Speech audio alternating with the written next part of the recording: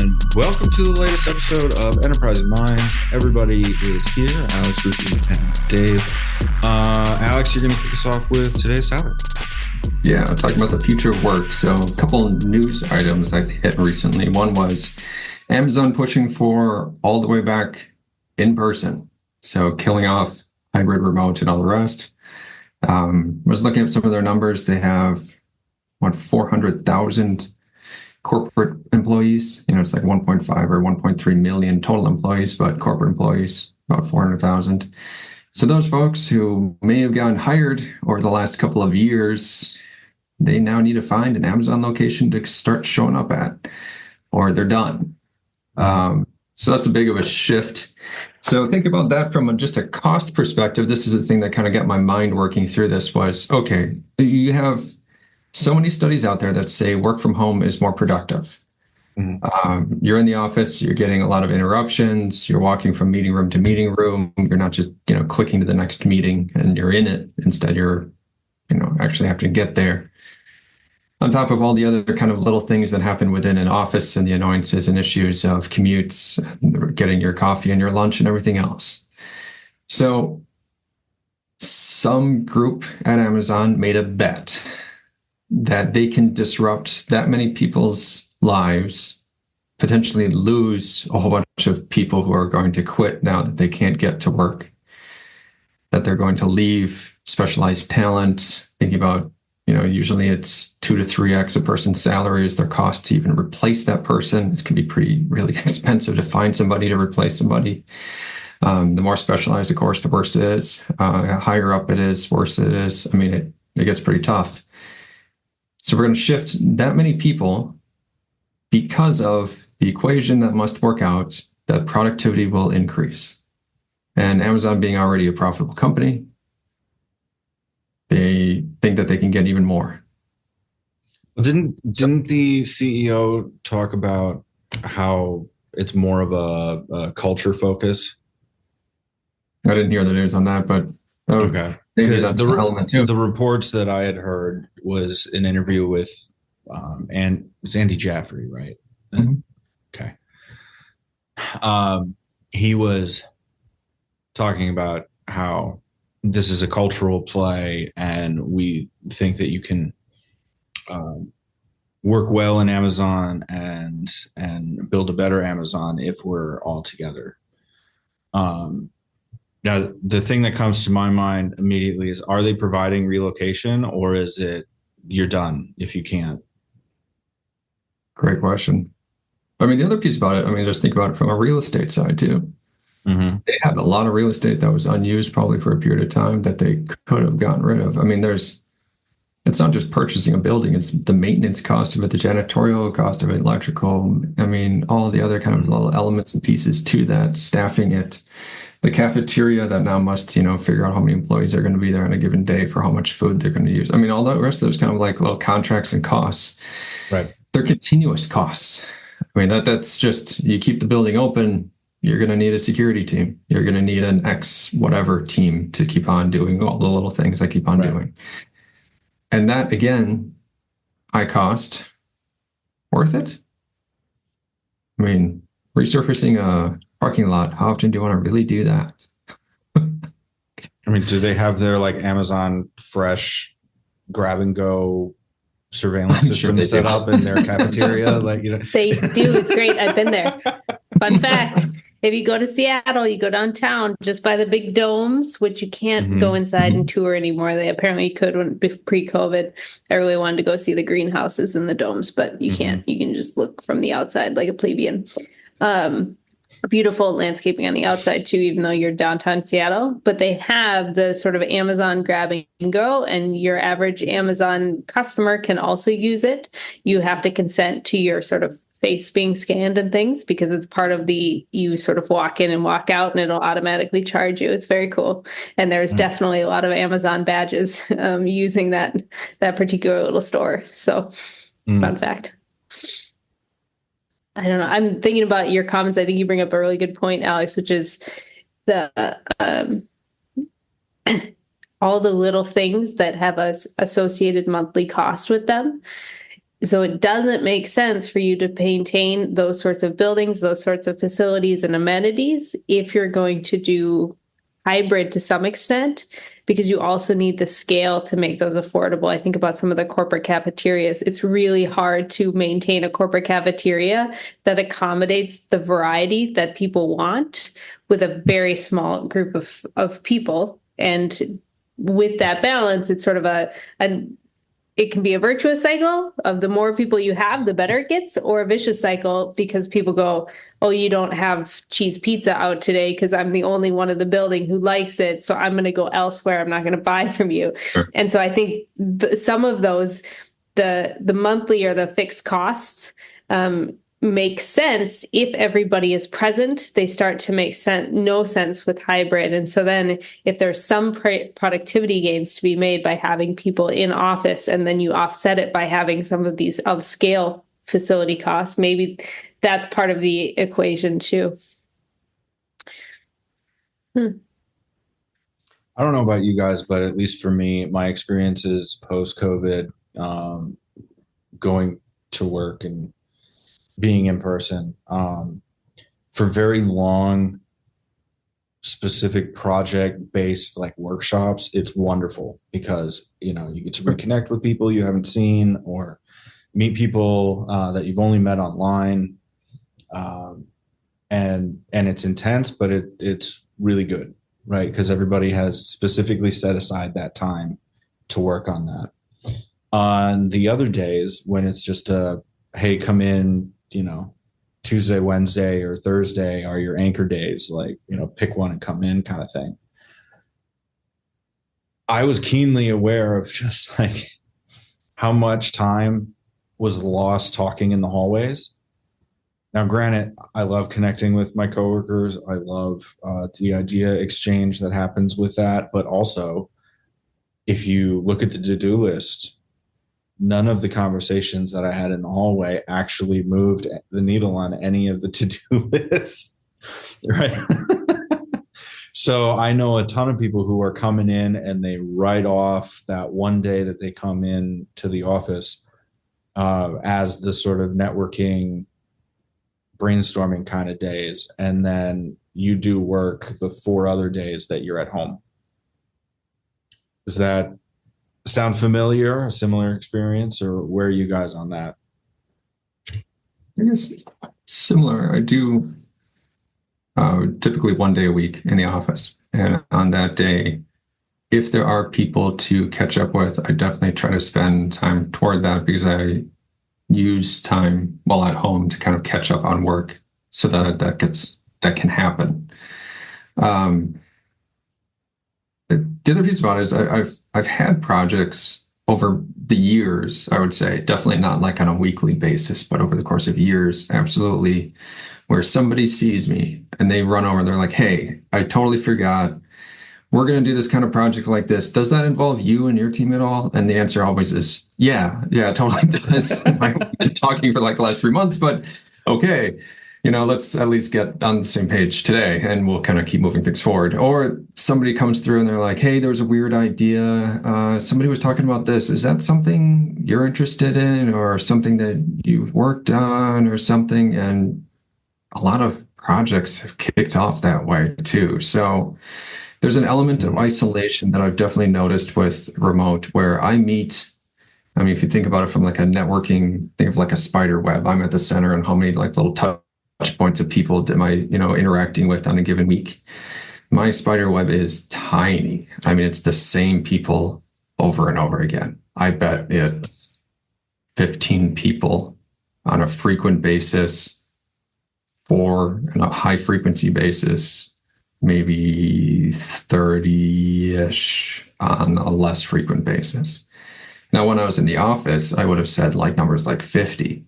Mm-hmm. Like there's no way that it was like just a few people because I ran into lots of people on a routine basis I knew their name and they were in the same department or something like that. So, I mean, there's at least some sort of contact there. Maybe It wasn't, work related, I'm on a project, we're in a meeting or something like that. But also like the meetings I went to and the number of people and weird projects and stuff like that was way, way larger.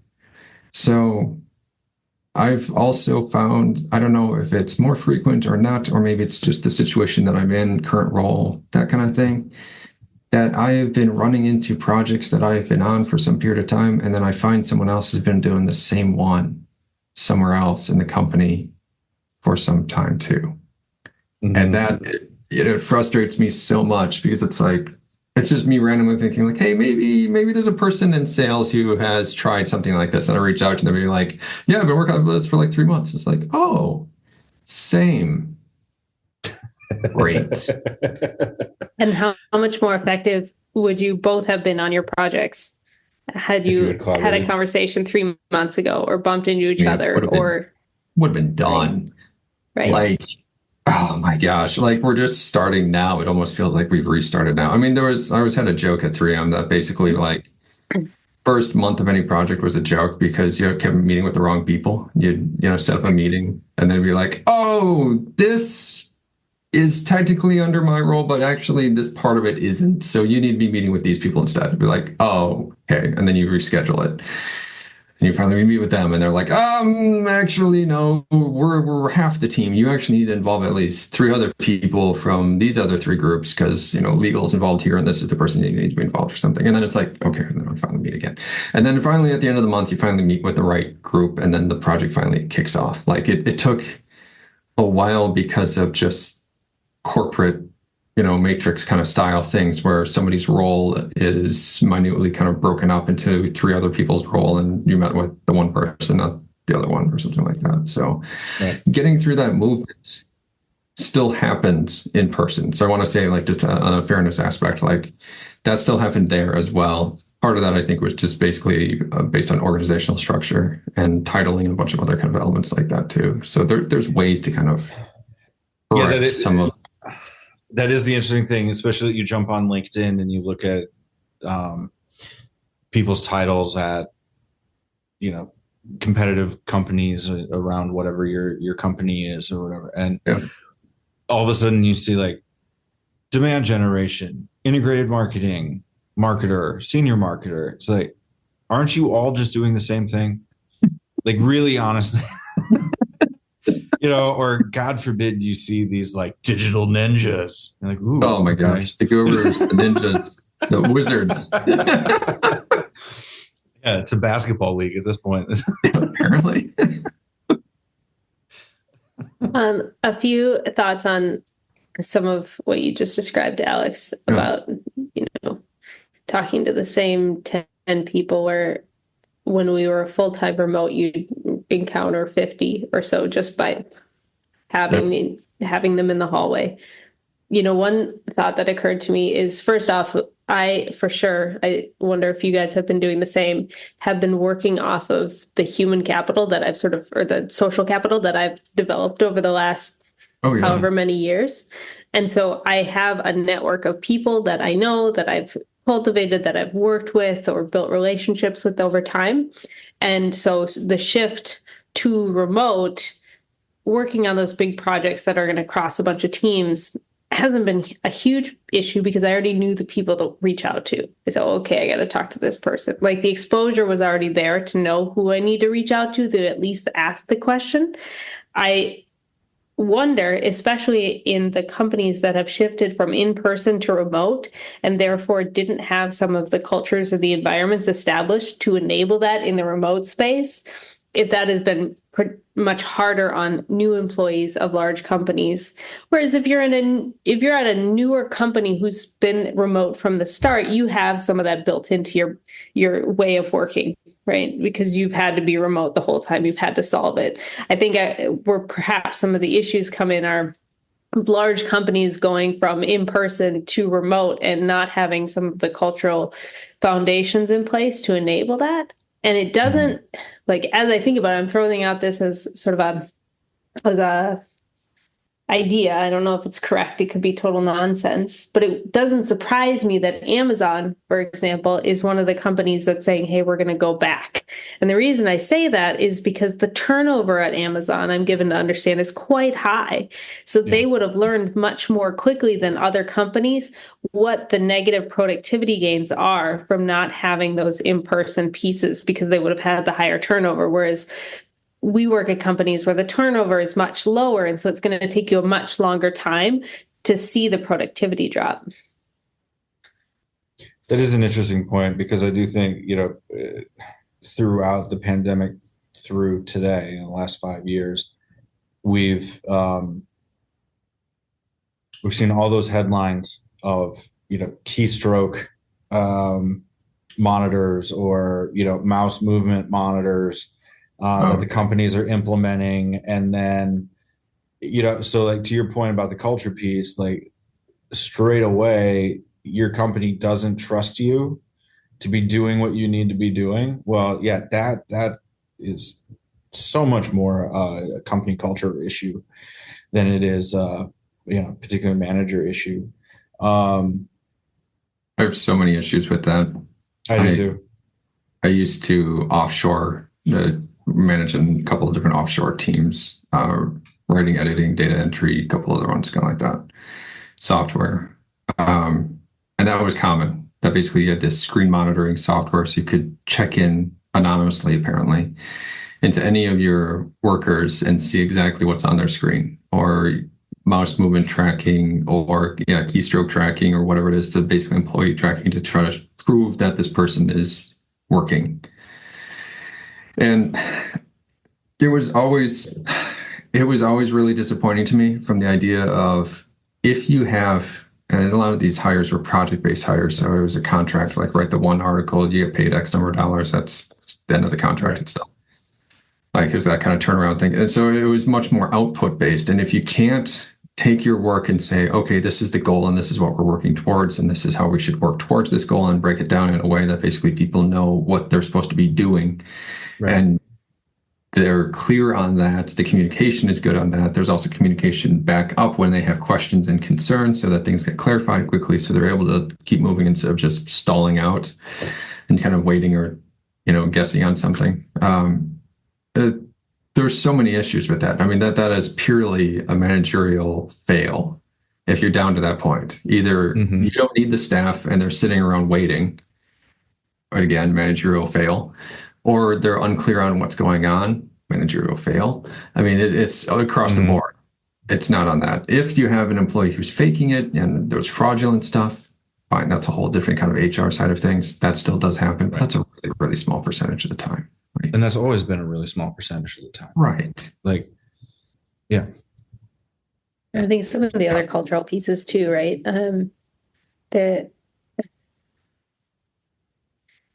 Is your organization much more email dependent? Are they more chat dependent? Does Slack work? Does it not? Do you have the actual tools, or the subscription to the tools, to be able to do the types of goal creation exercises, workshopping, brainstorming, road mapping? If you need people, and probably said this on the show before, you need the tools, but you also need people who know how to facilitate in those spaces.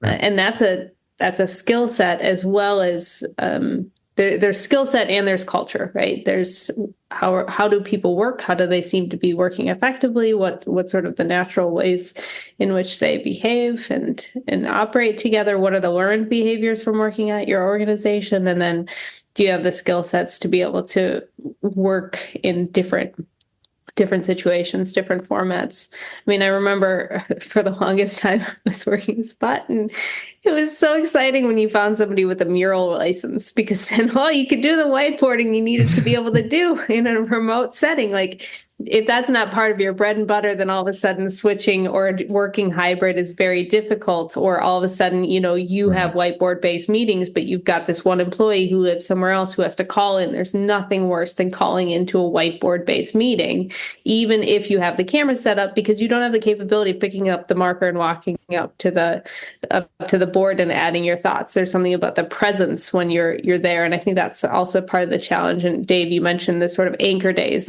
There's a reason people sort of do anchor days, because the whole point of being there is to be around people. And so those are some of the other pieces I have with, or I'm thinking about from the culture angle, that are not undoable, but it's hard to shift, right? There's one other culture piece it's kind of one of my other jokes of the company was that of a 60-minute meeting, the most important 10 minutes was the 5 minutes before the meeting and the last 5 minutes. Mm-hmm. It was the 5 minutes before the meeting where you're like standing in the hallway waiting for the last group to get out of there so you can get in, or not everybody has shown up yet, so you're just waiting around for the last few people to show up. That was the context. And that is so missing from so many of my meetings, because it would be someone sits down and they're looking rough, and it's like, what's going on? They're like, gosh, I got this. Our VP, whatever, said we got to get this by the end of the month. And, that's 5 days from now. So everybody's just scrambling. And the rest of the team's like, yeah, we're all just trying to figure it out. And they're like, okay, all right, let's get into this agenda. And it's like, whoa. No, we're not. You guys are stressed as heck. You're not thinking about what we're doing here in person. You're not going to hit any kind of deadline or timeline that we've already discussed, any kind of outputs or, to-dos from anybody who's assigned from that team. They won't do them. I mean, let's be realistic. We already shot this thing in the foot. So cancel this one. We'll meet again in 2 weeks, and then we'll try to get this thing, off the ground again. Like, the context is so important. Or our budget just got slashed. Okay, so why are we talking about this campaign? Yeah, I guess we don't have to anymore. That kind of stuff. Or it's like those kind of conversations just didn't happen. Instead, people saw an agenda and they talk about the agenda for 55 minutes or 60 minutes, and then it's just done. Last 5 minutes, I always said, was because there's the conversation. Last 5 minutes right before you're leaving there, someone was like knocking on the meeting room door and everybody's scrambling to get out of there. That's when suddenly it was like all the decisions got made. Okay, so who's actually going to be doing this? And then whoever actually gets in. That's like the last 5 minutes actually is like it all wraps up to those 5 minutes. But without that context, I've had some very bizarre situations occur where it was a misunderstanding from like a month and a half ago, and it cycled within this team. And when they came back, they were just angry. And it was just blew up. And this has happened a couple of times now. And each time it was, wait, what? Oh, no, they didn't mean that. They meant this. And suddenly it all just disappeared. But you could tell like that was cycling, or you get forwarded some of these chained emails where it's like, man, people got just crazy about stuff. Because there wasn't context and there wasn't consistent communication and there wasn't consistent contact between these teams that could have answered that question, dealt with it, changed the direction we were going, whatever it was that had to be done. It could have been done a long time ago, but instead it just cycled within these small little pockets. And Alex, this is where that social capital comes in. Someone reached out. Typically, it's like how this. If you had somebody who knew the different teams, saw the dynamic, and went, I know exactly what's going on. I'm going to mention it to these 5 people. Like that. Yeah, exactly. And that it's interesting is much harder. Yeah. It's interesting that you bring this up, because as you were sort of pitching the idea for this show, I was thinking of the need for over communication. Yes. Because that is something that I've been running into lately, where it's people think they're communicating effectively either via email or project management ticket tool or whatever else, but then it just gets totally lost because there's so much going on, and trying to differentiate all the different things that are going on with those things is really, really hard. For example, I was working with a marketer who recently submitted tickets for like 3 different projects, but they were all done at the same time. And then it just became somebody else referenced to all the projects basically as one. So then it went on for a month, and then it was, hey, what's the status of this one? Like, didn't we do that? I thought we did that. It's like, oh no, we did the one thing for the one ticket, but we haven't even touched these other ones because we were referring, all 3 of them as project, B or whatever. And I had to go step by step through all the communications to be able to say, here's the status, here's what we still need, here's what, you think we thought we knew, you know, and but that was a half a day of trying to figure it out. And then once it was explained to everybody was quite reasonable, which was wonderful and sort of unexpected. But you definitely need to over communicate, because just with people traveling or not seeing each other all the time, to your point, or like you don't even know how you're gonna sit in somebody's head rent free for something that you thought was a throwaway comment, but they latched onto and are just boiling about. I think the other your over communication comment reminded me of this as well, which is I don't know if this annoyed you guys, if it maybe annoyed you, but then you latched onto it, or you were all just super nice about it. But once upon a time, we would be in calls or meetings, and I would say laptops by exception, which meant you had to put your laptop away unless you had a really good reason. Mm-hmm. I love that. You cannot do laptops by exception in an online meeting. No. Almost by definition. And so to your point about over communicating, I mean, half of the problems I think we see could have been dealt with if somebody had been paying attention in the meeting that they were invited to, versus like sitting there waiting for their name and then having, oh, I didn't hear it. And that is just such again, it's one of those interactions that potentially can be solved with the right culture, and with a culture that has evolved in a remote space. I think that's a very challenging one to try and solve for. Yeah, the worst sort of modern faux pas for me is exactly that. You're sitting in a room and the presenter has said, I have this slide in future to answer this particular question. And then somebody looks up from their laptop and goes, have you thought about this? Because and then they start this like 7-minute long context thing for their question. And you're like, they said 3 slides to go and we will get there, is, oh my God. And of course, everybody's too nice to say anything, where it's just like, okay, that was 5 minutes that we won't get back. Cool. Thanks. Here's one other one to throw out. Introverts and extroverts.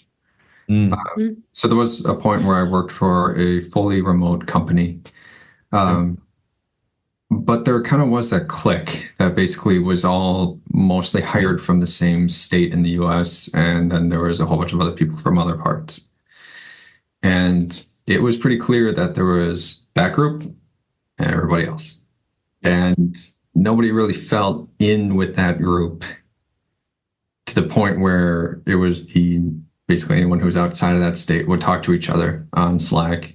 And there was like hardly any communication basically to that other group. It was so funny because small company, smallish, I don't know, 20, 30 people, something like that, but not big. But from a cultural standpoint, they had a ton of communication issues, because those other pieces, whenever you had new employees, if you're not reaching out to them and they're just quiet, could be that they're introverted, could be that their head's down in project, could be that they have a lot of questions. But depending on the personality types that you have, either from the management layer or from the coworker standpoint, who knows? I mean, just think about, let's throw an introvert into that sort of situation. There's not a whole lot of communication going to them or from them. They're just kind of off on an island. Mm-hmm. And they're not necessarily going to be the one to reach out. Again, kind of that communication piece is like, it's all over, like not just from a tool standpoint, not just from an individual standpoint, leadership standpoint or something like that. It is absolutely, everybody has to communicate like crazy, which is really hard for some groups and some individuals as well. Your spider web analogy was interesting to me, because it was like, you have to have the confidence to reach outside of those immediate contacts, right? Because those are safe. Or it's I should talk to my, skip level leader or whatever, but I don't have to, because I can, easily just turn on Netflix and do Excel spreadsheet work. Sure. Or, or they stay they have a cool idea, but they don't reach out. Right. Or like, we're doing things this way. It's not the greatest way to do it. I do know a better way, but I don't feel confident enough to bring that suggestion up. Or there's an area of interest that they have, but they're going to just stick doing the safe work, the spreadsheet in front of them, even though they know that there's a better way to do things or a different thing or a thing that's they're more passionate about even. I mean, again, that gets down to a managerial kind of thing there too, but there's a culture piece there and a communication piece there. And I think it gets a lot harder with remote because it's easier to ignore that people exist. Yes. I mean, from a management layer, you don't have to talk to your team. There's nothing forcing you to do it. If you see them, you kind of do. Well, I've had a number of conversations recently about certain people being in the wrong roles to suggest the right ideas, right? Having that being an organizational issue, a culture issue, a manager issue. Like, it would be easy to say if we were all in person, it would be, you have that conversation, you go, well, let's just go talk to the leader. Let's go do like that. It's easy to think that, but really honestly, how often does that happen? Not very often. Right. So to your point, Ruthie, like setting up the right tools, making sure that you're actually thinking things through, like how do we actually solicit suggestions from everybody around the company around a particular thing? Like most suggestions, you're going to throw away 90% of them, right?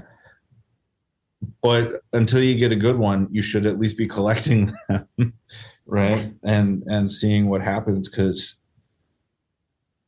it's not necessarily going to be the person who's in the role to think the right thing or, unlock the missing piece, right? All right. So in summary, after we've thought all of this stuff out, are you pro return to office, like Amazon CEO and leadership team, or are you typical marketing workers that say it depends? Kill me, Dave, because I'm choosing that option. Because of the things that we've talked about. I think that's one of the struggles is that in-person has not been figured out for as many years as it's been going on. Right. To be honest, there's problems with it all over the place. It's a joke because honestly, from probably the early 1900s to now, we've had office employees with the same complaints. Poor leadership, bad hires, bad management, no goals, like hard to do work, not enough resources and budget. Like, so things don't change. Like, there's a lot of like kind of the same issues, annoying coworkers. I mean, it's probably your spouse who's stealing your lunch, not your coworker if you're at home. But there's probably some similarities there. But also, remote has also not been figured out. So some of the things that we've talked about here are also communication tools, the usage of those tools, the culture with those tools, the instances of where open communication can occur, and kind of the closed channels that we use, the lack of networking and the lack of opportunities for those networks, and the lack of kind of consistent contact with regular, your regular people, their employee, the close coworkers and close team members. Like, there's quite a few things that we've mentioned here that there are attempts to solve. But a lot of it is honestly up to that individual organizations to kind of figure that out. And maybe it's the next Agile is a way that says, hey, we do a weekly open brainstorming session just so that everybody talks. Or maybe it's a new version of Slack that allows you to do more Post-it kind of stuff. So it's a Slack mural thing or something. Mm-hmm. That hasn't been figured out. I think there is so much opportunity with that. I think that there is a possibility with that to work, that I think it's still worth going down that route of remote teams, find amazing talent no matter where they happen to live, figure out the whole time zone difference thing, because I struggle with that too. I've got to work with a lot of teams that are on the opposite side of the world. Process delayed because they have a question, I have given an answer, they give the question, give an answer. There's 12 hours difference at least. We got to figure something out there too. I don't know what the solution that one is either, but I think it's worth it to keep trying that. Keep doing hybrid at least, or remote. Ruthi?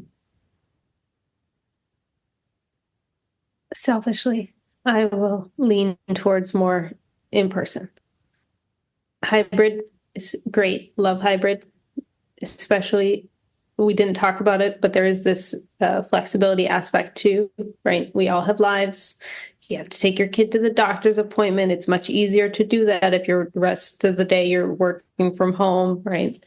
Some of the just logistics of being a parent mean that being able to work from home when you need it is fantastic. So I would, for sure, keep it. Like, that's really helpful. If I could increase the average days spent in office with people by 1 or 2 days a week, I would do that.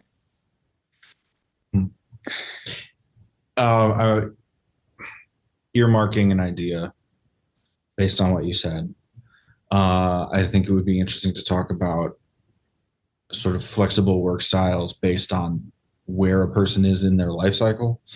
Like, does it make more sense for hybrid remote for new parents? And then you slowly ramp them back into the real world over, 7 years? Or what is that? What does that look like? Right.